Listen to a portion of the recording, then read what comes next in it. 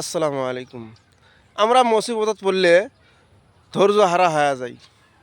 বলি যে ভাই আজকে অনেক অসুবিধার মধ্যে আছি, টাকা পয়সা নাই। মানুষকে বলি, ভাই মানুষকে বলবেন না। মানুষকে বললে কি করব আপনার বলেন? 2 রাকাত নামাজ পড়ে আল্লাহ তাআলাক বলেন যে আমার এটা সমস্যা, এটা সমস্যা, আল্লাহ তুমি এই মুসিবতগুলো দূর করে দেন।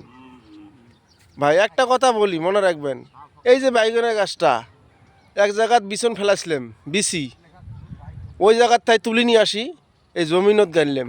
এই জমিনত গাড়ার পরে আস্তে আস্তে আস্তে আস্তে আল্লাহ পাক বড় করলো। বড় করার পরে ওই বাইগনটা গাছ যখন বড় হয়ে যায় তখন বাইগনের ডাল হয়। ডাল হওয়ার ডালত ঠাই বাইগন ধরে দেয়। তাহলে আমার আল্লাহ যদি এত সুন্দরভাবে আল্লাহর সৃষ্টি আর এত সুন্দরভাবে বাইগনটা ধরে দেয়, তাহলে আগে মনের আশা আল্লাহ পাক কেন পূরণ করবেন না, কেন দিবেন না আমাদেরকে বলেন তো? তো আমরা চাইতে জানি না। আমরা সই শুদ্ধভাবে যদি আল্লাহ তাআলার কাছে চাই, আল্লাহ তাআলাকে যদি খুশি করি, 5 ওয়াক্ত নামাজ পড়ে যদি আল্লাহ তাআলার কাছে চাই, আল্লাহ কেন দিবে না? আমাদের কোনো মুসিবত থাকবে না, কোনো মুসিবত থাকবে না। আমরা ইনশাল্লাহ আল্লাহ তাআলার কাছে সবসময় বেশি বেশি করে চাবো।